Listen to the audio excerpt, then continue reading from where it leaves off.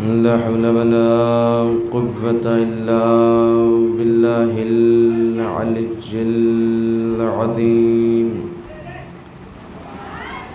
أعوذ بالله السميع العلي العظيم من الشيطان اللعين الرجيم. بسم الله الرحمن الرحيم. الحمد لله الذي هدانا لهذا وما كنا لنهتدي لولا أن هدانا الله. لقد جاءت رسل ربنا بالحق ثم الصلاة والسلام والتحية والإكرام على سيد أسلم ما في الوجود سر الله في كل موجود نقطة الدائرة الوجود صاحب لواء الحمد والمقام المحمود الخاتم لما سبق والفاتح لمن غلق المؤلن الحق بالحق أبي القاسم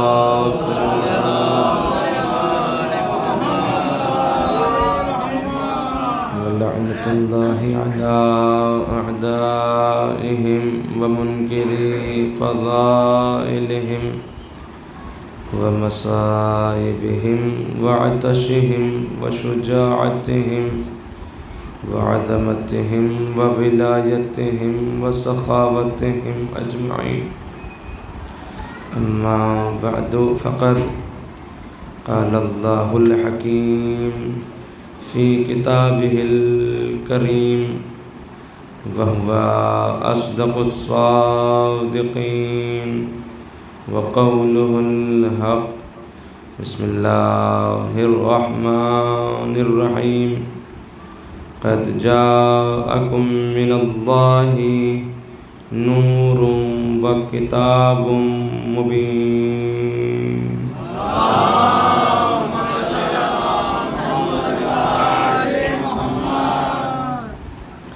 عزاداران مظلوم کربلا، ماتم داران سید الشہداء، قبل اس کے کہ جس آیت مبارکہ کی تلاوت کا شرف حاصل ہوا، اس کے ذیل میں چند معروضات پیش کی جائیں. آئیے سب سے پہلے ہم سب مل کر اپنے زمانے کے امام کی صحت و سلامتی کے لیے بلند آواز سے دعا پڑھتے ہیں. بسم اللہ الرحمن الرحیم.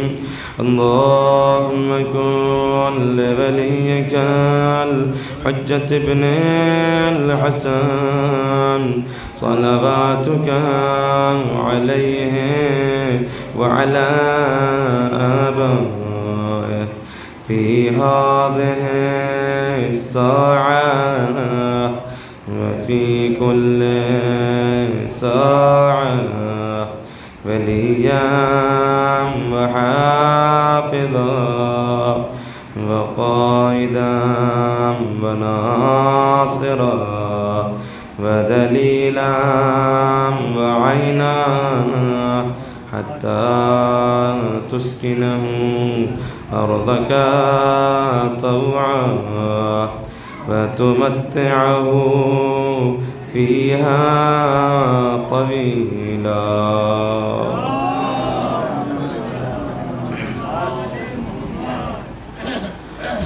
حضرات، گزارش ایک مرتبہ سورہ الحمد اور 3 مرتبہ سورہ اخلاص کی تلاوت فرما کر مرحوم و مغفورہ جمیلہ بنت احمد شاکرو کو چال کر دیجیے. اللہم صلی اللہ علیہ وسلم.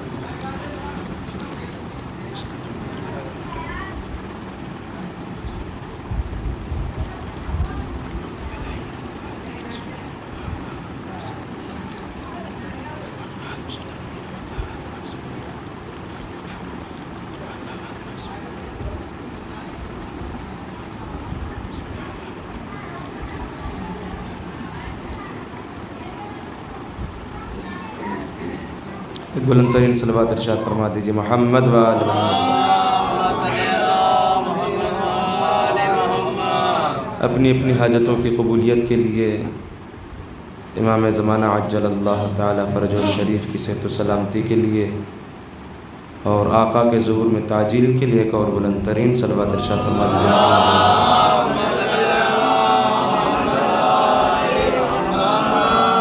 اس مجلس اعزا کے اوپر باب الحوائج قمر بنی ہاشم حضرت ابو الفضل العباس علیہ السلام کی خصوصی نگاہ کرم کے لیے ایک اور بلند ترین صلوات ارشاد فرما دیجیے۔ عزاداران مظلوم کربلا، ماتم داران سید الشہداء، عزیزوں، ایک مومنہ کے اصال ثواب کی مجلس جو مومنہ اب تک ہمارے اور آپ کے درمیان میں تھی، لیکن اب وہ دنیا سے چلی گئی، اب وہ اس کائنات میں نہیں ہے، اب وہ اس دنیا میں نہیں ہے۔ یہ مومنہ ہم کو اور آپ کو جاتے جاتے درس دے رہی ہے کہ دیکھو آج ہم جا رہے ہیں، کل تم کو بھی آنا ہے۔ ایسا نہ ہو کہ خواب غفلت میں تم بھی کھو جانا، لہٰذا یاد رکھنا کہ تم کو بھی ایک نہ ایک دن آنا ہے۔ عزیزان محترم، وہ مومنہ بڑی عزادار تھی، بہت ہی نیک تھی، بہت ہی پاک دامن تھی، کیا کہنا اس کی عزاداری کا۔ عزیزوں، یاد رہے یہی عزاداری شب اول قبر کام آئے گی۔ عزیزوں، یہ عزاداری بہت بڑی نعمت ہے، یہ عزاداری بہت بڑی عبادت ہے۔ جب مر جائیں گے تب پتہ چلے گا کہ عزاداری کسے کہتے ہیں۔ عزیزوں، عزاداری کو ہلکے میں نہ لیجئے۔ جس جگہ پر فرش عزا بچھ جاتی ہے اس جگہ کے اوپر ملائکہ سماوات کا نزول شروع ہو جاتا ہے، ملائکہ سماوات آنا شروع ہو جاتے ہیں، وہاں پر معصوم ہستیاں آتی ہیں۔ عزیزوں، فخر کرو، آپ کو ایسی جگہ پہ بیٹھنا نصیب ہو رہا ہے جہاں پر معصوم آ کر بیٹھتے ہیں، ورنہ ہر کس و ناقص کو یہ شرف حاصل نہیں ہوتا ہے، ہر انسان کو یہ مقام نہیں ملتا ہے، ہر انسان کو یہ منزلت نہیں ملتی۔ ہمیں خدا کا شکر ادا کرنا چاہیے۔ اے میرے معبود، اے میرے پروردگار، تیرا لاکھ لاکھ شکر احسان کہ تو نے ہمیں فرش عزا جیسی نعمت سے شرفیاب فرمایا ہے، اور اس فرش عزا پر جہاں معصوم بیٹھتے ہیں ہم وہاں پر بیٹھتے ہیں۔ تو عزیزان محترم، پوری کائنات میں فرش عزا ہو رہی ہے، پوری کائنات میں لوگ جا رہے ہیں، مجلسیں کر رہے ہیں، عزاداری کر رہے ہیں، گریہ کر رہے ہیں، پرسہ پیش کر رہے ہیں، اور شہزادی سب کو دیکھ رہی ہیں کون کیا کر رہا ہے، کون گریہ کر رہا ہے، کون ماتم کر رہا ہے، کون تبرک تقسیم کر رہا ہے، کون نظر مولا کا اہتمام کر رہا ہے۔ عزیزوں، جو بھی جس اعتبار سے شہزادی کے نام پر، اہل بیت کے نام پر، امام حسین کے نام پر، شہداء کے نام پہ خرچ کر رہا ہے، شہزادی اسے دیکھ رہی ہیں، اور یہ گھرانہ وہ گھرانہ ہے جو کسی کا قرضہ اپنی گردن پہ نہیں رکھتا۔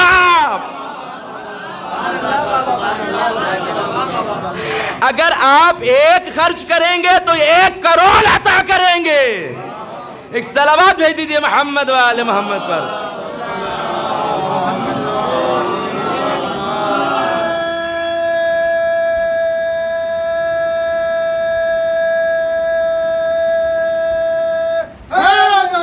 یا علی یا علی یا علی، اللہم صلی علی محمد و آل محمد۔ خدا سلامت رکھے عزیزان محترم، یہی فرش عزا ہے، یہی عزاداری سید الشہداء ہے جس سے ہماری پہچان ہے، جس سے ہماری شناخت ہے۔ کائنات والے ہمیں پہچانتے ہیں، یہ حسینی جا رہے ہیں، یہ عزادار جا رہے ہیں، یہ حسین کے ماتمدار جا رہے ہیں، یہ حسین کے اوپر گریہ کرنے والے جا رہے ہیں۔ عزیزان محترم، پوری کائنات میں عزاداری نے ہماری پہچان کروائی۔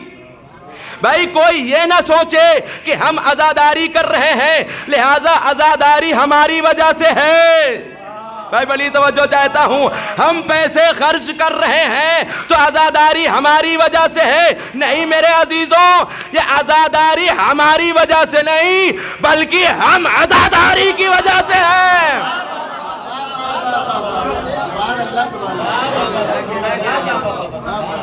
ہمارا وجود عزاداری کی وجہ سے ہے۔ اگر عزاداری نہ ہوتی تو ہمیں کوئی نہیں پہچانتا، ہمیں کوئی نہیں جانتا، لیکن یہ عزاداری کی وجہ ہے کہ پوری کائنات ہمیں پہچانتی ہے کہ حسینی بھی کوئی ہے، عزادار بھی کوئی ہے۔ عزیزان محترم، یہی عزاداری ہے کہ جس کی وجہ سے ہمارا وجود ہے، جس کی وجہ سے پوری کائنات ہمیں پہچانتی ہے۔ تو اس کا مطلب یہ ہوا کہ ہم عزاداری کی وجہ سے ہیں، عزاداری ہماری وجہ سے نہیں۔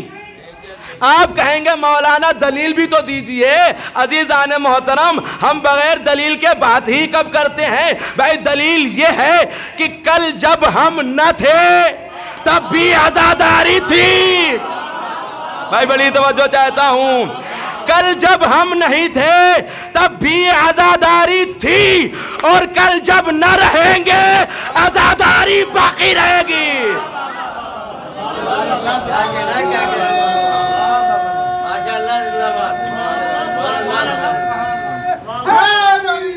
یا علی علی علی اللہم صلی علی محمد وعلی۔ خدا سلامت رکھے یا علی مدد کہنے والوں کو۔ تو عزیزان محترم، یہ آپ کا عشق ہی تو ہے، یہ آپ کی محبت ہی تو ہے۔ تقریباً رات کے 11 یا 11:30 بج رہے ہیں، کیا آپ کے دروازے پہ کوئی دق الباب کرنے گیا تھا؟ بھائی یہ آپ کے دل میں حسین کی محبت ہی تو ہے جو آپ کو فرش عزا پہ کھینچ کے لا رہی ہے۔ بھئی یہ حسین کا کرم ہے کہ حسین نے آپ کو اپنی فرش عزا پہ بلا لیا۔ بھئی یہ حسین کی محبت ہے جس کی وجہ سے آپ فرش عزا پہ آ گئے۔ بھئی رات کی تاریکی ہے، رات کا سناٹا ہے، تقریباً آدھی رات ہونے جا رہی ہے، آدمی بستر استراحت پہ جاتا ہے۔ آپ نے بستر استراحت کو چھوڑنے کے بعد میں فرش عزا پر آئے، یہ آپ نے اپنی محبت کا اظہار کیا۔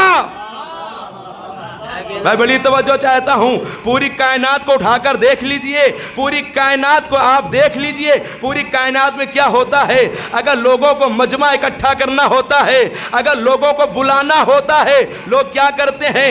انویٹیشن کارڈ دیتے ہیں، فون پہ فون کرتے ہیں، دعوتوں پہ دعوتیں کرتے ہیں، خوشامدوں پہ خوشامدیں کرتے ہیں۔ بھیا ہمارے فنکشن میں ضرور آنا، ہمارے پروگرام میں ضرور آنا، لیکن یہ حسین ابن علی کا کرم ہے کہ ہمیں بلانے کی ضرورت نہیں ہوتی، مجمع خود بخود آتا چلا جاتا ہے۔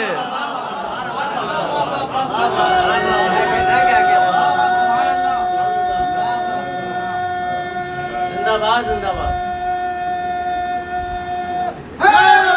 یا علی علی علی علی اللہم صلی علی محمد وعلی محمد۔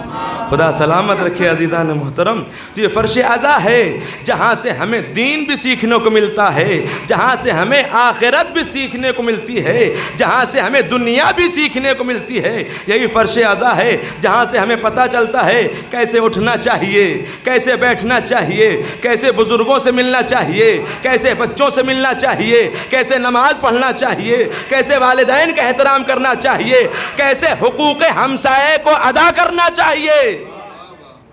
بھئی یہ فرش عزا سب سے بڑی یونیورسٹی ہے جہاں سے ہمیں ہر طریقے کا علم ہو رہا ہے، اور پروردگار عالم نے کتاب قانون کو جو کتاب زندگی بنا کر ہمارے لیے بھیجا ہے، اس میں ارشاد اہدیت ہوتا ہے۔ پروردگار عالم فرماتا ہے، کیا فرماتا ہے؟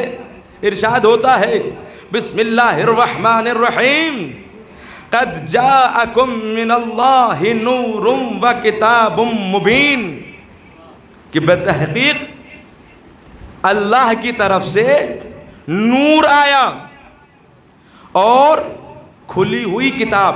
عزیزوں الفاظ پہ توجہ چاہتا ہوں، ایک ایک لفظ پہ توجہ کیجئے گا، انشاءاللہ ضرور محظوظ ہوں گے۔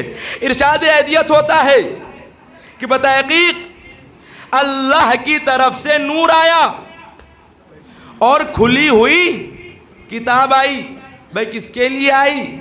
اس انسان کی ہدایت کے لیے کہ جس کو خدا نے عقل عطا کی اور تاج اشرفیت سر پہ رکھ کر سر بلند کیا، لہذا قدرت کو یہ گوارا نہ ہوا کہ وہ تاج اشرفیت چوری ہو جائے، لہذا کتاب کے ساتھ ساتھ نور کو بھیج کر تاج اشرفیت انسان کی حفاظت کی ذمہ داری لے لی، کیونکہ رات کی تاریکی میں اکثر و بیشتر زیادہ تر چوری ہوتی ہے، لہذا پروردگار عالم نے بھی کہا کہ ہم کتاب کے ساتھ پہلے نور کو بھیج دیں تاکہ تاج اشرفیت کا چرانے والا گرفتار ہو جائے،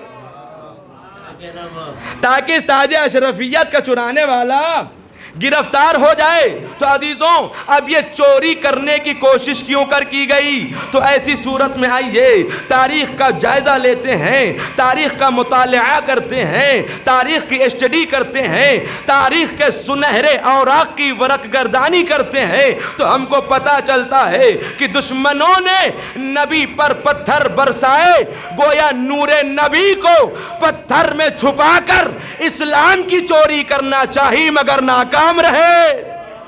میں بڑی توجہ چاہتا ہوں، دشمنوں نے نبی پر کوڑے پھینک کر اسلام کی چوری کرنا چاہی مگر نور نبی پھیکا بھی نہ ہوا۔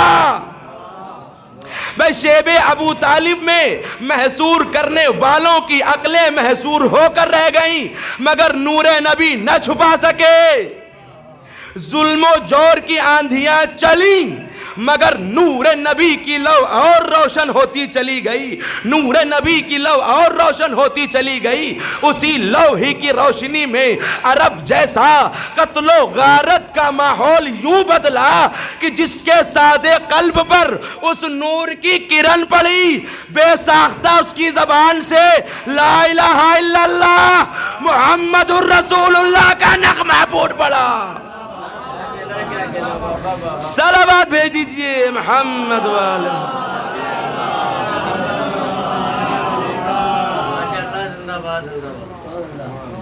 جس کے قلب پر اس نور کی کرن پڑ گئی، اس کی زبان سے بے ساختہ نکلا، کیا نکلا؟ لا الہ الا اللہ محمد الرسول اللہ۔ اور عزیزوں، جس نے یہ کلمہ پڑھ لیا وہ مسلمان ہو گیا، وہ پاک ہو گیا، وہ پاک و پاکیزہ ہو گیا، وہ طیب و طاہر ہو گیا۔ عزیزان محترم، اب آپ دیکھیے، اگر آپ کو نور کو سمجھنا ہے کہ نور کا فلسفہ کیا ہے، تو پھر جو منطقی ہیں، جو لاجک والے ہیں، ان کے اس قول پہ نظر ڈالنا ہوگی کہ وہ لوگ کیا فرماتے ہیں۔ منطقیوں کا قول ہے، جو لاجک والے ہیں ان کا قول ہے کیا؟ کہ تعرف الاشیاء بازدادہا، کہ ہر شے اپنے ضد سے پہچانی جاتی ہے۔ بھائی نور کا فلسفہ کب سمجھ میں آئے گا؟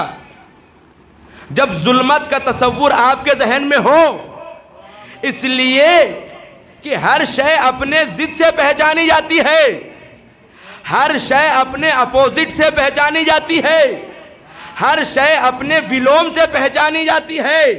بھائی نور کا فلسفہ تبھی سمجھ میں آئے گا جب ظلمت کا تصور ذہن انسانی میں ہو، جب تاریکی آپ کے ذہن میں ہو، تبھی آپ نور کو سمجھیں گے۔ بھائی جب آپ یہ لائٹ، یہ اجالا، یہ نور، تبھی آپ کو سمجھ میں آئے گا۔ ابھی آپ لائٹ بند کر دیجئے، اندھیرا آپ کی آنکھوں میں آ جائے، تب آپ کو پتا چلے گا کہ نور کی اہمیت کیا ہے۔ تو پتا چل گیا کہ نور اسی وقت سمجھ میں آئے گا جب ظلمت کا تصور ذہن انسانی میں ہو۔ جیسے سچ کا سمجھنا جھوٹ پر موقوف ہے، بے رات کا سمجھنا دن پر موقوف ہے، پستی کا سمجھنا بلندی پر موقوف ہے، عدل کا سمجھنا ظلم پر موقوف ہے، واجب کا سمجھنا امکان پر موقوف ہے۔ تو اب خدا کو سمجھنے کے لیے نور امکانی، اول ما خلق اللہ، نوری کا وجود ہوا، یعنی اللہ نے سب سے پہلے پیغمبر کے نور کو خلق کیا۔ اسی نور نے ہمیں بتایا کہ اس کائنات کو فنا ہے، خدا کو دوام ہے۔ بھائی اسی نور نے ہمیں بتایا کہ اس کائنات کو فنا ہے اور خدا کو کیا ہے؟ دوام ہے۔ یہی وجہ ہے کہ ہم اپنے لیے فنا کا تصور کرتے ہیں تو اس کے لیے قدیم کا تصور کرتے ہیں، ہم اپنے لیے امکان کا تصور کرتے ہیں تو اس کے لیے واجب و لذات ہی کا تصور کرتے ہیں۔ میں بڑی توجہ چاہتا ہوں، یا اس طریقے سے میں عرض کر دوں کہ ہم اپنے لیے اعضاء و جوارح کا تصور کرتے ہیں، ہم اپنے لیے عناصر اربعہ کا تصور کرتے ہیں، ہم اپنے لیے حواس خمسہ کا تصور کرتے ہیں، لیکن خدا کے لیے ایسا نہیں ہے۔ وہ تو ہے لیسا کمثلہ شیء، بے اس کے جیسا تو کوئی ہے ہی نہیں۔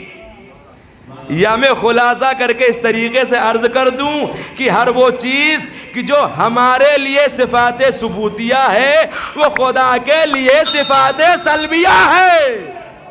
صلوات بھیج دیجئے محمد والے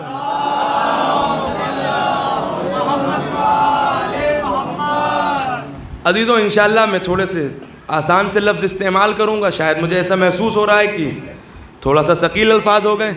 ایک اور صلوات بھیج دیجئے محمد والے محمد والے۔ تو آئیے اب چلتے ہیں قرآن مجید میں، دیکھتے ہیں کہ پروردگار عالم نے ظلمت کے مقابلے میں نور کا تعارف کس طریقے سے کروایا ہے۔ تو ماشاءاللہ سے پڑھے لکھے حضرات یہاں پر تشریف فرما ہے، صاحبان علم و فہم۔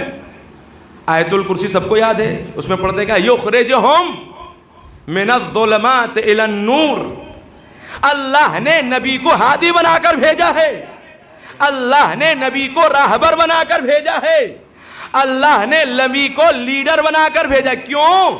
تاکہ یخرجہم من الظلمات الی النور، تاکہ نبی لوگوں کو ظلمات سے نکال کر، تاریکی سے نکال کر، اندھیروں سے نکال کر نور کی طرف لائیں۔ بھائی نبی کا کام ہی یہی ہے کہ نبی لوگوں کو تاریکی سے اٹھا کر، اندھیرے سے اٹھا کر، ظلمات سے اٹھا کر نور کی طرف لے کر آتے ہیں۔ لیکن اب یہاں پر عزیزوں ایک سوال پیدا ہوتا ہے، آہستہ سے میں سوال کروں گا کہ بھائی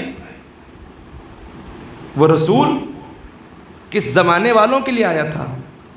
اس لیے کہ زمانے سابق کی بنسبت، وہ جو گزشتہ زمانہ ہے جو رسول کا زمانہ تھا، اس زمانے کے بنسبت یہ زمانہ ترقی کا زمانہ کہا جاتا ہے، یہ زمانہ سائنسدانوں کا زمانہ کہا جاتا ہے، یہ زمانہ ٹیکنالوجی کا زمانہ کہا جاتا ہے، یہ زمانہ موبائل کا زمانہ کہا جاتا ہے، یہ زمانہ لائٹ کا زمانہ کہا جاتا ہے، یہ زمانہ اجالے کا زمانہ کہا جاتا ہے۔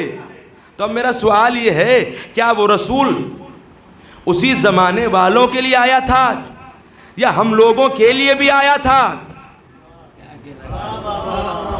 کیا رسول ہم لوگوں کے لیے بھی آئے تھے؟ بھائی ہم نے تو ترقی کر لی، کوئی آپ میں سے کہے ارے حضور ہمارے یہاں کہاں اندھیرا ہے، ہمارے وہاں تو اجالا ہی ہے، ہمارے وہاں تو نور ہے، ہم نے بڑی ترقی کر لی، موبائل ہمارے ہاتھوں میں ہے، ٹیلی ویژن ہمارے گھر میں لگا ہے، چاند پر ہم پہنچ گئے، ستارے پہ جانے کی کوشش کر رہے ہیں۔ حضور ہم تو نور میں ہیں، ہم کہاں تاریکی میں ہیں، ہم کہاں ظلمات میں ہیں، ہم کہاں اندھیرے میں ہیں؟ میں بڑی توجہ چاہتا ہوں بھائی، حقیقت تو یہ ہے کہ یہ سب ہونے کے باوجود بھی ہم اندھیرے میں ہیں، یہ سب ہونے کے باوجود بھی ہم تاریکی میں ہیں، ورنہ اللہ رسول کو کیوں بھیجتا؟ بھائی رسول کا بھیجنا اس بات کی دلیل ہے، دنیا میں چاہے جو کچھ ہو جائے، رسول کے بغیر اور آل رسول کے بغیر اندھیرا ہی اندھیرا ہے۔ ایک صلوات بھیج دیجئے محمد و آل محمد۔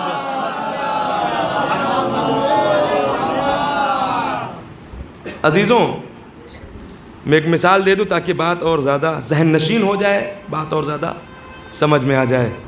مثال کے طور پر ابھی رات تو ہے ہی ہے، ماشاءاللہ سے رات ہے، کیا کہنا، ابھی کتاب لے کر بیٹھے ہیں اور کتاب کی اسٹڈی کرنا شروع کر دیں، کتاب کو پڑھنا شروع کر دیں، کتاب کا مطالعہ کرنا شروع کر دیں، اور پڑھتے پڑھتے اچانک ایک بار کی لائٹ چلی جائے۔ بڑی توجہ چاہتا ہوں عزیزان محترم، پڑھتے پڑھتے لائٹ کیا ہو جائے؟ چلی جائے۔ عزیزان محترم یہ لائٹ چلی جائے سے مجھے ایک نقطہ یاد آ گیا ہے، اگر اجازت ہو تو میں پڑھ دوں، ایک صلوات کا سہارا دیجیے محمد والے۔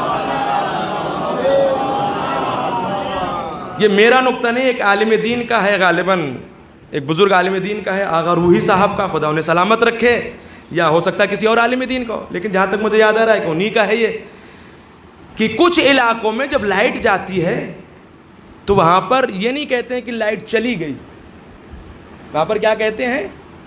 لائٹ بھگ گئی۔ آپ کے یو پی میں کچھ علاقے ایسے ہیں کہ جہاں پر یہ نہیں کہتے کہ لائٹ چلی گئی، بھائی ہمارے علی گڑھ میں، ہمارے جلالی میں کہتے ہیں کہ لائٹ چلی گئی حضور، معافی چاہتے ہیں، تھوڑا سا گرمی برداشت کیجیے، لیکن کچھ علاقے ایسے ہیں جہاں پر یہ نہیں کہتے کہ لائٹ چلی گئی، وہاں پہ کہتے ہیں لائٹ بھگ گئی۔ بھائی بڑی توجہ چاہتا ہوں، بھائی مولانا بھی اسی علاقے میں موجود تھے، کسی مومن کے گھر میں بیٹھے تھے، اتفاق ایسا ہوا کہ لائٹ چلی گئی، تو بندہ مومن آیا، آنے کے بعد میں کہتا حضور لائٹ بھگ گئی، بڑی توجہ چاہتا ہوں، کہتا ہے حضور لائٹ بھگ گئی، مولانا نے بے ساختہ مسکرا کے فرمایا ارے لائٹ نہیں خلیفہ ہو گئی ہے۔ صلوات بھیج دیجئے محمد وآل محمد۔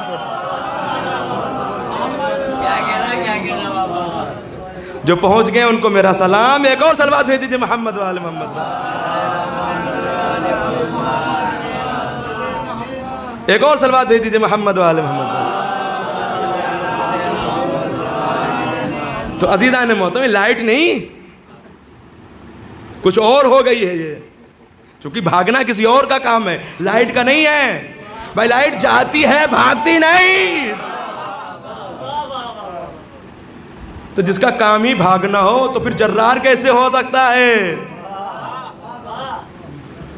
وہ جرار کیسے ہو سکتا ہے؟ تو عزیزان محترم، میں مثال کیا دے رہا تھا کہ رات کا وقت ہے، سناٹا ہے، بلب روشن ہے، مرکری جل رہی ہے، کتاب سامنے کھلی ہوئی ہے، اسٹڈی کر رہے ہیں، مطالعہ کر رہے ہیں، مطالعہ کرتے کرتے اچانک ایک بارگی لائٹ چلی گئی۔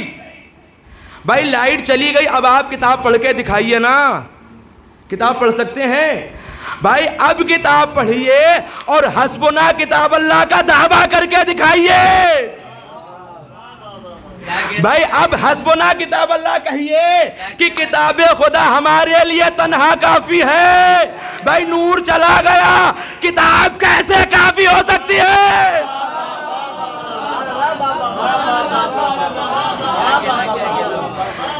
بھائی اب حسبنا کتاب اللہ تو نہیں کہہ سکتے ہیں، بھائی حسبنا کتاب اللہ کا دعویٰ بغیر نور کے کیسے کافی ہو سکتا ہے، اور حسبنا کتاب اللہ کا دعویٰ درست بھی کیسے ہو؟ بھائی اس لیے کہ انہوں نے تو حاشیے کتاب کے اوپر ظلمت کا پہرا بٹھا کے رکھا ہے۔ میں بڑی توجہ چاہتا ہوں، حاشیے کتاب کے اوپر ظلمت کا پہرا بٹھا کے رکھا ہے۔ اگر حاشیے کتاب کے اوپر نور کا پہرا بٹھایا ہوتا تو انسان مادی تاریکی سے آنکھوں کا اندھا تو ہوتا مگر عقل کا اندھا کبھی نہ ہوتا۔ اور زبان پہ حسبنا کتاب اللہ ہرگز نہ لاتا۔ ایک صلوات بھیج دیجئے محمد وآل محمد۔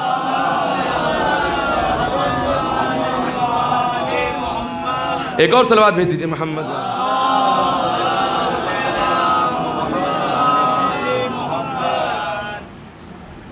تو عزیزان محترم، یہ آپ کی بیداری، رات کا اتنا وقت ہو رہا ہے، خدا سلامت رکھے، یہ آپ کے ایمان کی نشانی ہے کہ بیدار ہو کر عشق حسین میں آپ فضائل اہل بیت سن رہے ہیں۔ تو عزیزان محترم، کتاب کے ساتھ ساتھ نور کا ہونا بہت ضروری تھا، کتاب کے ساتھ ساتھ نور کا ہونا بہت ضروری تھا، لہذا پروردگار عالم نے کتاب کے ساتھ نور کو بھیج کر دنیا کو پہلے ہی روشن کر دیا، دنیا کو پہلے ہی کیا کر دیا؟ منور کر دیا، روشن کر دیا۔ کیوں؟ تاکہ کتاب خواہ حضرات، کتاب پڑھنے والے تاریکی میں کتاب غلط نہ پڑھیں۔ بھائی نور کے بغیر آپ کتاب پڑھ سکتے ہیں؟ اجالے کے بغیر آپ کتاب پڑھ سکتے ہیں؟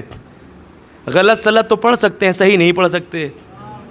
لہذا پروردگار عالم نے کتاب سے پہلے نور بھیجا تاکہ کتاب پڑھنے والے کتاب کو غلط نہ پڑھیں، لیکن پھر بھی نور سے فائدہ حاصل نہ کیا۔ بھائی اب کوئی نور سے فائدہ حاصل نہ کرے تو اس میں نور کا کیا قصور ہے؟ بھئی حیات نبی میں، بزم نبی میں بیٹھنے والے سراج منیر کا کیا قصور ہے؟ بھائی یہ تو اپنے اپنے ظرف کی کمزوری ہے، ورنہ اسی بزم پیغمبر میں بیٹھنے والے ایسے ایسے بلند ظرف اور وسیع ظرف افراد تھے کہ جنہوں نے کسب ضیاء نور محمدی کیا تو کوئی سلمان بنا، کوئی ابو ذر بنا، کوئی مقداد بنا۔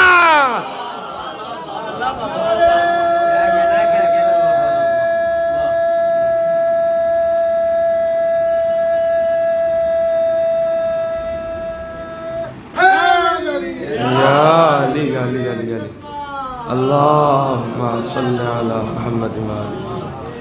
خدا سلامت رکھے عزیزان محترم۔ دیکھیے ماشاءاللہ سے آپ سبھی حضرات واقف ہیں کہ جب کوئی انسان حمام سے یا دریا سے نہانے کے بعد میں نکلے تو اس کے بدن سے چند قطرات آب زمین پر ضرور گرتے ہیں۔ گرتے ہیں کہ نہیں گرتے ہیں؟ وہ جب آپ دریا سے غوطہ زنی کر کے نکلتے ہیں یا حمام سے نہا کے نکلتے ہیں تو آپ کے بدن سے قطرات آب زمین پر ضرور گرتے ہیں، لیکن کسی کی بھی یہ غیرت گوارا نہیں کرتی ہے ان گرے ہوئے قطرات آب کو چنے اور چننے کے بعد میں اپنے بدن سے مس کرے۔ کوئی بھی انسان کہتا ہے کہ گرے ہوئے قطرات کو دوبارہ اٹھائے، زمین سے اٹھا کے اپنے بدن سے لگائے، بڑے قیمتی ہیں یہ پانی بڑا قیمتی ہے۔ بھئی کیوں نہیں کوئی اٹھاتا؟ کیوں؟ اس لیے کہ یہ گرے ہوئے پانی کے قطرے بالکل بیکار ہو چکے ہیں، بالکل بے سود ہیں، بالکل بے فائدہ ہیں، اسی لیے کسی کی غیرت گوارا نہیں کرتی کہ گرے ہوئے قطرات آب کو زمین سے اٹھائے اور اٹھانے کے بعد میں اپنے بدن سے مس کرے۔ لیکن عزیزان محترم، آج میں آپ کو ایک ایسی دریا کی سیر کراؤں گا جس کے گرے ہوئے قطرات آب بیکار نہیں بلکہ باکار ہوتے ہیں، بے سود نہیں بلکہ سود مند ہوتے ہیں، بے فائدہ نہیں بلکہ فائدہ مند ہوتے ہیں۔ سنیے عزیزوں، بڑی توجہ چاہتا ہوں، خالق کائنات نے نور محمد مصطفیٰ سے 20 دریا علم کے پیدا کیے کہ نور رسالت کو حکم دیا کہ اس میں غوطہ زنی کرے۔ بھئی حکم کی دیری تھی کہ وہ نور کبھی دریائے صدق میں پہنچا تو صادق بن کے ابھرا۔ میں بڑی توجہ چاہتا ہوں، کبھی دریائے امانت میں پہنچا تو امین بن کے ابھرا، کبھی دریائے علم میں گیا تو باقی العلوم بن کے ابھرا، کبھی دریائے سخاوت میں گیا تو جواد الائمہ بن کے ابھرا۔ بھائی جب نور رسالت نے تمام دریاؤں میں غواصی کر لی اور پیغمبر نے ہر دریا میں غوطہ زنی کی اور ہر دریا سے کچھ نہ کچھ گوہر مراد لے کر ابھرے، اب پیغمبر کی پیشانی سے 1,23,999 قطرے گرے۔ میں بڑی توجہ چاہتا ہوں اس جملے کے اوپر۔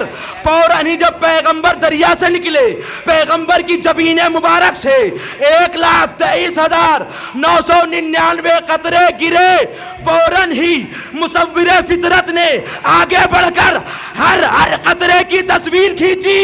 پہلے قطرے کی تصویر کھینچی تو آدم صفی اللہ بنے، آخری قطرے کی تصویر کھینچی تو عیسیٰ روح اللہ بنے۔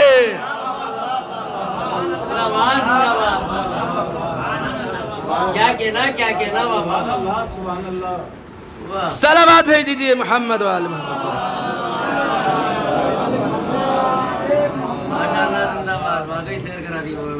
خدا سلامت رکھے عاشقان رسول، عاشقان آل رسول کو زندہ باد پائندہ باد۔ عزیزان محترم، ذرا ان قطرات آپ کی اہمیت کو پہچانیے، ان کی عظمت کیا ہے۔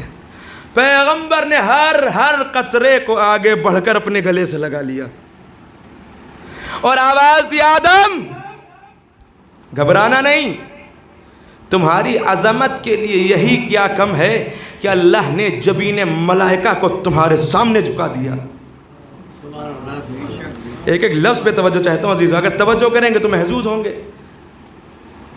آواز دی، نوح گھبرانا نہیں، بحر الظلمات میں تمہارا سفینہ ہماری وجہ سے محفوظ رہے گا۔ کیا کہنا بابا۔ ابراہیم گھبرانا نہیں، نارے نمرودی ہمارے نور کے سامنے گلزار ہو جائے گا۔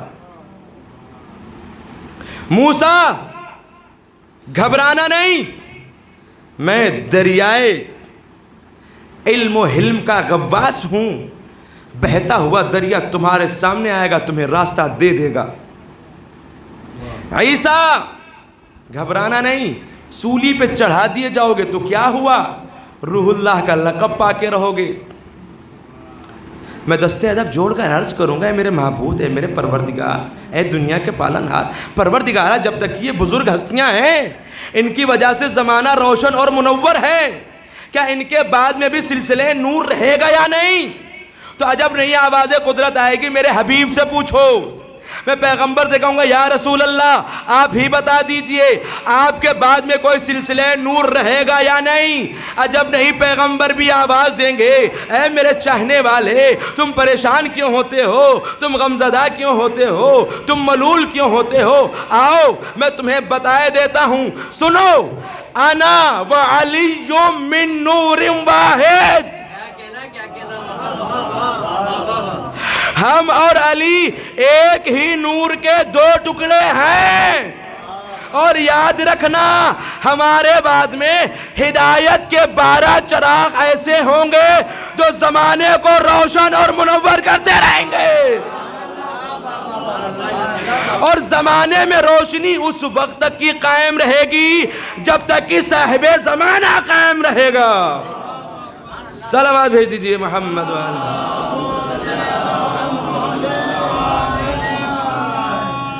تو عزیزان محترم، یہ انوار، یہ نور جنہیں پروردگار عالم نے کائنات کو خلق کرنے سے پہلے بھیجا، پیغمبر نے کیا فرمایا، کنت نبیا وآدم بین الماء والطین، میں اس وقت بھی نبی تھا جب آدم آب و گل کے درمیان میں تھے، میں سب سے پہلے خلق ہوا ہوں، میرا نور پنجتن کا نور سب سے پہلے خلق ہوا ہے۔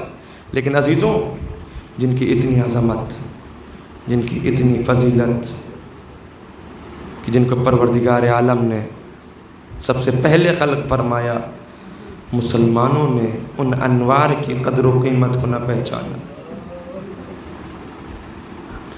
مسلمانوں نے ان کی فضیلت کو نہ پہچانا، اور ہر زمانے میں طرح طرح کے ان کے اوپر ظلم و ستم ڈھا دیے۔ ہاں عزادارو آپ دیکھ لیجئے، ارے خود رسول کے اوپر کتنے ظلم و ستم ڈھائے گئے، کبھی رسول کو ساحر کہا گیا، کبھی جادوگر کہا گیا، کبھی مجنون کہا گیا، رسول کے اوپر پتھروں کی بارش ہوتی تھی۔ عزاداروں بعد شہادت رسول، ارے رسول کے نواسے، رسول کی اولاد کو کربلا کے میدان میں ارے رلا رلا کر مارا گیا۔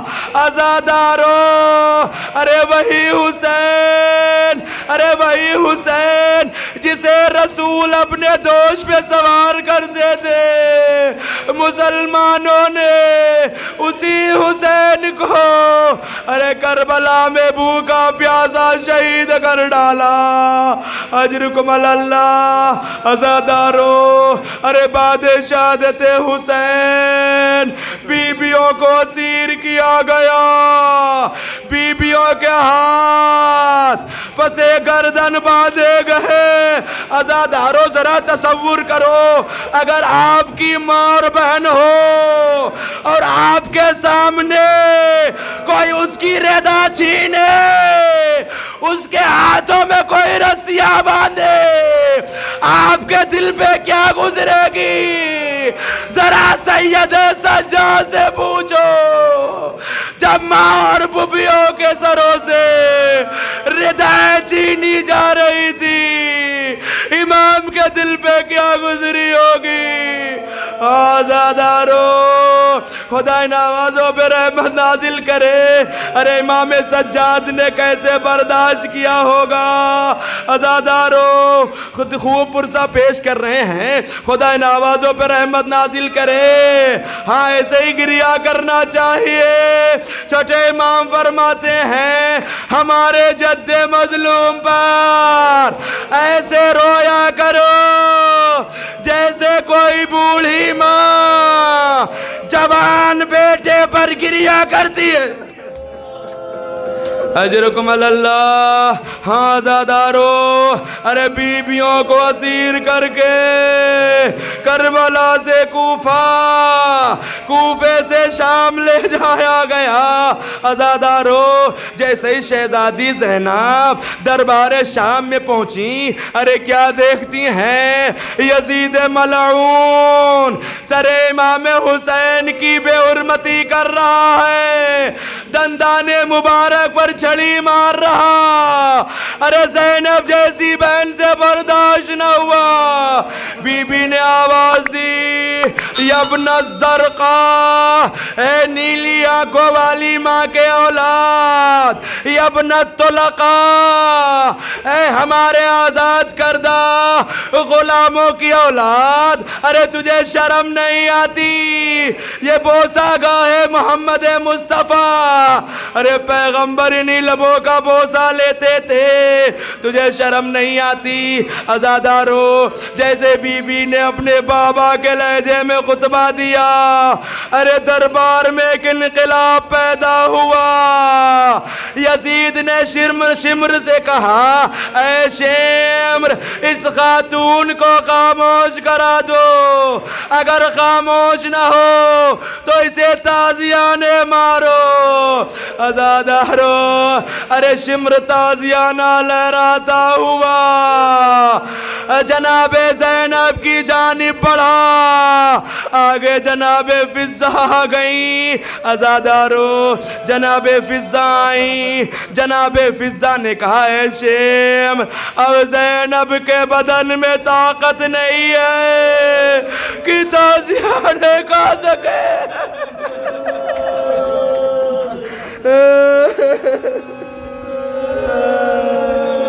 اے شمر اب زینب کے بدن میں اتنی تاب نہیں کہ زینب تازیانے کھا سکے۔ اے شمر اگر تجھے زینب کو مارنا ہے تو آؤ ان بوڑھی پسلیوں پہ مار لو۔ عزادارو اب شمر جناب فضہ کی جانب بڑھا تاکہ جناب فضہ کو تازیانے مارے۔ ایک مرتبہ جناب زینب نے دربار میں نگاہ دوڑائی، کیا دیکھا وہاں حبشی غلام بیٹھے تھے۔ بی بی نے حبشی غلاموں کو دیکھا۔ ایک مرتبہ بی بی کہتی ہیں اے حبشیوں ارے کیا تمہاری کوئی شہزادی ہے؟ کہا ہاں ہاں ہماری ایک شہزادی تھی، وہ در اہل بیت کی کنیزی میں چلی گئی ہے۔ جناب فضہ کہتی ہیں اگر تم اپنی شہزادی کو دیکھو گے تو کیا پہچان لوگے؟ سب نے کہا اے خاتون ارے خاموش ہو جا، ارے یہ نجس دربار، ارے میری پاک و پاکیزہ شہزادی۔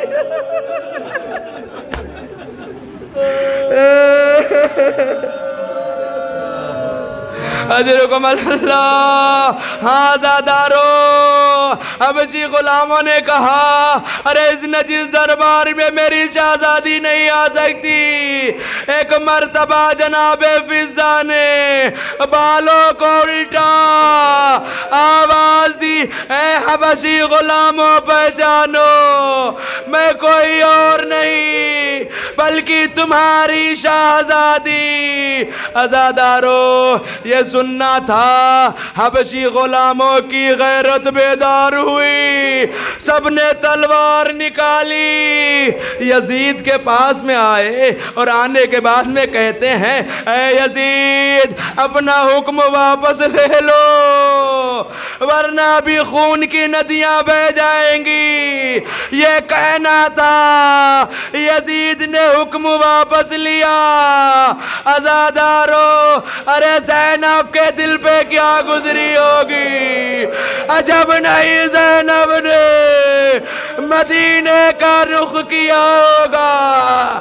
نانا رسول اللہ اماں فضہ کے مددگار بھی نکل آئے، لیکن آپ کی نواسی زینب ام کلثوم کا مدد کرنے والا